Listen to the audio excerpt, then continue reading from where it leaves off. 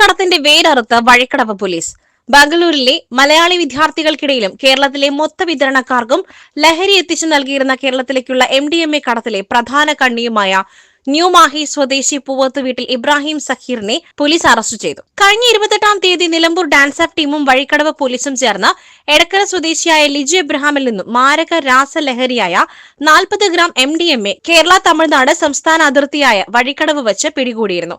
Kozhikode sub ജയിലിൽ റിമാൻഡിൽ പാർപ്പിച്ചു വന്നിരുന്ന പ്രതിയെ ജില്ലാ പോലീസ് മേധാവിയുടെ നിർദ്ദേശപ്രകാരം നിലമ്പൂർ ഡിവൈഎസ്പിയുടെ മേൽനോട്ടത്തിൽ കസ്റ്റഡിയിൽ വാങ്ങി ചോദ്യം ചെയ്തതിൽ നിന്നും ലഭിച്ച വിവരങ്ങളുടെ അടിസ്ഥാനത്തിൽ രാസലഹരിയുടെ ഉറവിടം തേടിയുള്ള അന്വേഷണത്തിൽ വഴിക്കടവ് ഇൻസ്പെക്ടറായ ധനഞ്ജയ് ദാസിന്റെ നേതൃത്വത്തിലുള്ള പ്രത്യേക അന്വേഷണ സംഘം മലയാളി വിദ്യാർത്ഥികൾ തിങ്ങിപ്പാർക്കുന്ന ബംഗളൂരുവിലെ ഇലക്ട്രോണിക് സിറ്റിയിലെത്തി പ്രതിയെ അറസ്റ്റ് ചെയ്യുകയായിരുന്നു.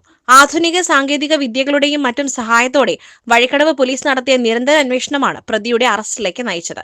സീനിയർ സിവിൽ പോലീസ് ഓഫീസർമാരായ പ്രിൻസ് കുരുവിള, സിവിൽ പോലീസ് ഓഫീസറായ കരീം കാരക്കുന്ന്, പ്രത്യേക അന്വേഷണ സംഘത്തിലെ സജീദ് CK എന്നിവർ അടങ്ങുന്ന സംഘമാണ് പ്രതിയെ അറസ്റ്റ് ചെയ്തത്. SS Gold, Pure Gold. SS Group, Nilambur.